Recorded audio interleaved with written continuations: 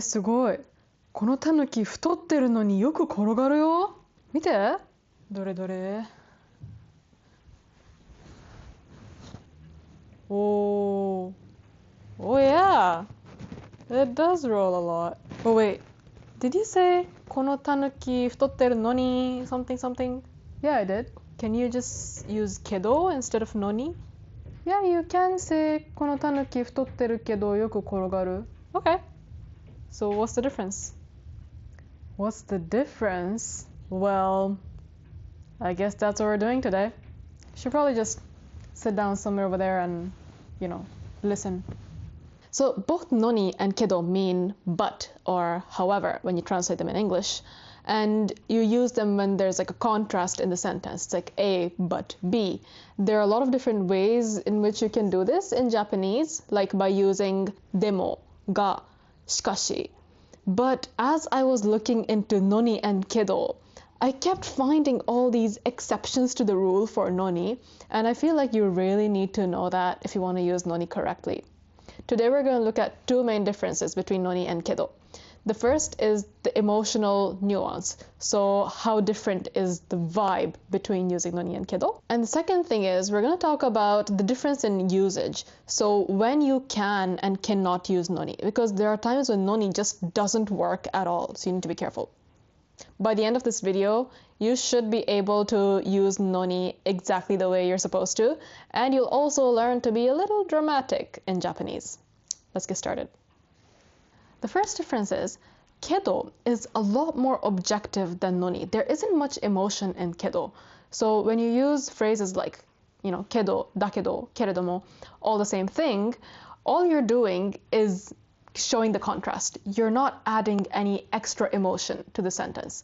For example, if you say 悲しいけど絶対に泣かない, then you're saying you're 悲しい. So there's obviously sadness, but by adding kedo, you're not adding any extra sadness. You're not changing, you're not increasing or decreasing the level of emotion in the sentence. Kedo is very straightforward because it just means but. It's like A but B, period. Nothing more, nothing less. For example, if you say この抹茶高いけど美味しくない, that's like, sure, you're disappointed because the matcha tasted horrible, but you're not actively showing your disappointment through the sentence. You're just stating it like a fact. The reason why I'm so focused on the emotional aspect of kedo is because noni does add a lot of emotion. Whenever you use noni, you're showing shock, disappointment, or surprise.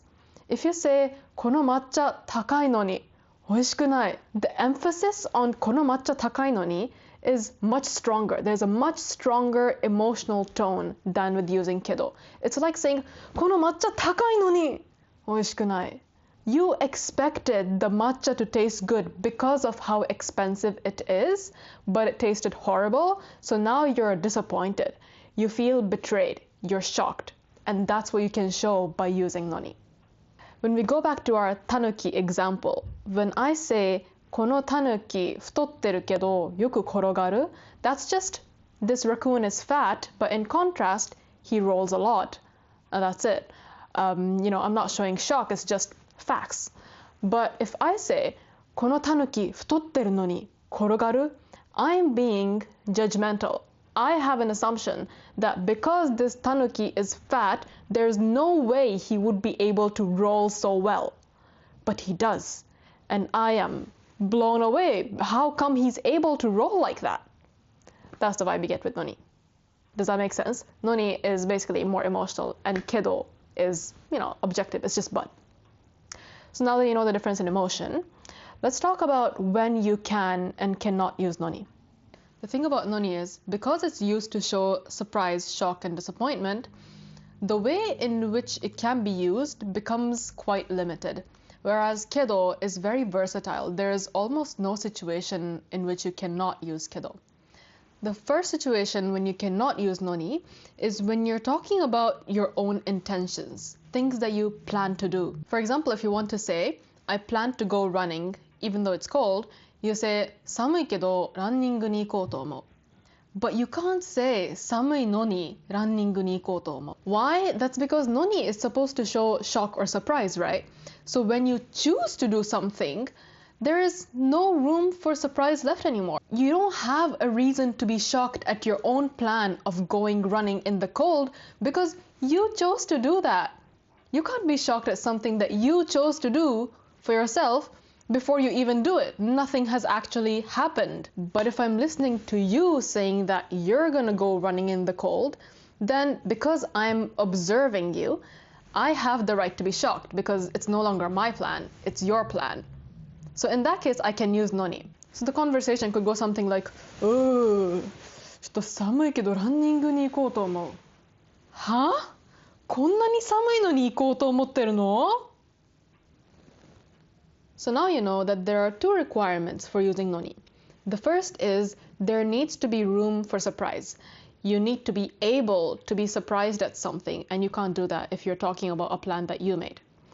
The second is that you have to be looking at the situation from outside. That's why the most common way to use noni is to shockingly comment on something that someone else did or someone else is doing. For example, 田中さん体調悪いのにまたプールに入ってるよ。Or このお店安いのに魚がすごく新鮮なんだよ。Got it? Now let's look at something a little bit different.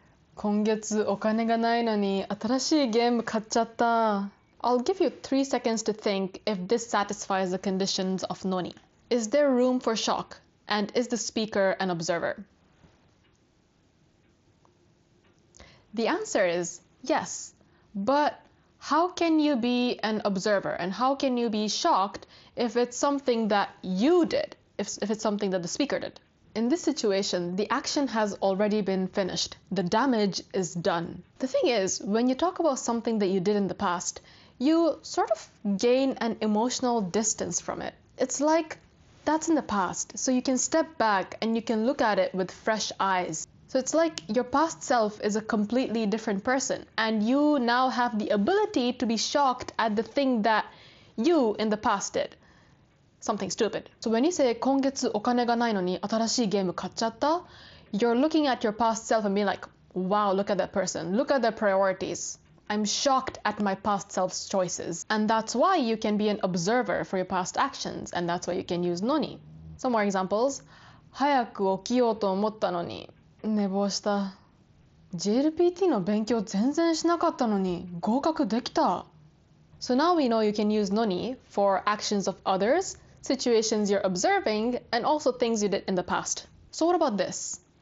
疲れたのに眠れない。This is a present state. It's not the past, it's not a plan, and you're also not observing someone else.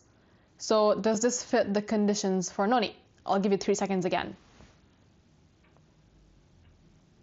The answer is yes. But why?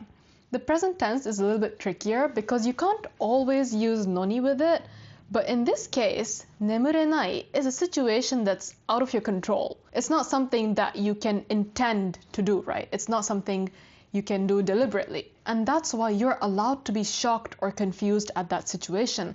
It's like you're observing what's happening in your body because your body seems to have a mind of its own. And you're like, what's my body doing to me? And that's why you can use noni with situations that are out of your control. For example, ずっと食べてないのに食欲がない。Or 薬を飲んだのに頭痛が治らない。Or 一生懸命勉強したのに答えられない。Okay, now what about questions? You can definitely use けど for asking questions, like 雪が降ってますけど外に行きますか? But can you use のに? Like 雪が降ってるのに外に行きますか? Is there room for shock? And is it a situation that the speaker can observe? If it was something like 雪が降ってるのに田中さんは外に行った, then that is something that you can observe because 田中さん did that. But what if it's a question? When you're asking a question, nothing has actually been done yet. You're introducing a contradiction using noni, but because nothing has actually happened yet, there's no room for shock. And because it's a question and no reply has been given, there is nothing for the speaker to observe as well. Let's try another question. 夜遅かったのに朝早く起きますか? Is there room for shock, and is the speaker able to observe anything? No, you can't be shocked at a question about what someone is planning to do because you don't even know if they're gonna do it. There's no room to even be surprised at what they're going to do. You also can't observe anything because you just initiated the idea and nothing observable has happened yet. So you can't use noni with questions, and the same rule applies for any kind of sentence where you expect some sort of response from the listener. So like commands, invitations, requests, you can't use noni with them. So some wrong examples can be 今日は晴れだと思うのに傘を持って行ってください。この花火は危険なのにやってみよう。遠いのに行ってみなさい。ダメですね。You can't use these. But there's an exception. If your question ends with a んです, then you can use noni. If you don't know how んです works, I do have a short video on that, so you can check that out. I also do plan to make a more detailed video on んです. But anyway, whenever you use んですか, it's implied that you have an assumption, and that's why you're asking the question. For example, if you say 日本語上手ですね。日本人なんですか? Then the reason why they're asking you whether you're Japanese is because your Japanese being good made them assume that you might be Japanese. So the んですか question is just there to reconfirm if you're Japanese. So if you say 夜遅かったのに朝早く起きるんですか? Then that means that the person you're asking this to might have done something or might have said something that made you assume that they're gonna wake up early in the morning, and you're just reconfirming that. It's like, hey, you're doing that? Why? So there is room for shock because you already kind of know what they're going to do. And that's why you can use noni. Here's a quick recap of what we've learned. Noni shows shock, surprise, or disappointment. Kedo is objective. Kedo can be used in nearly every situation, but noni is limited.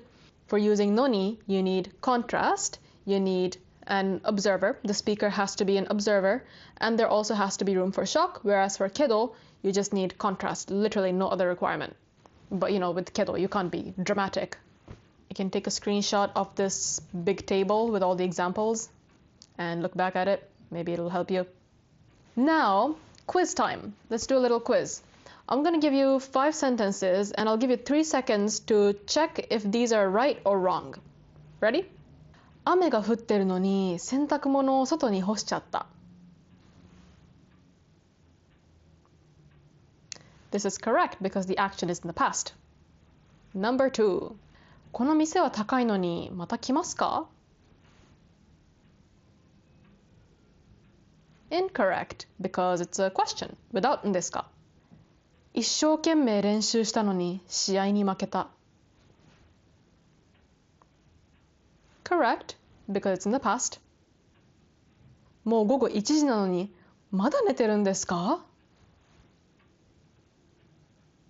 Correct, because it uses んですか?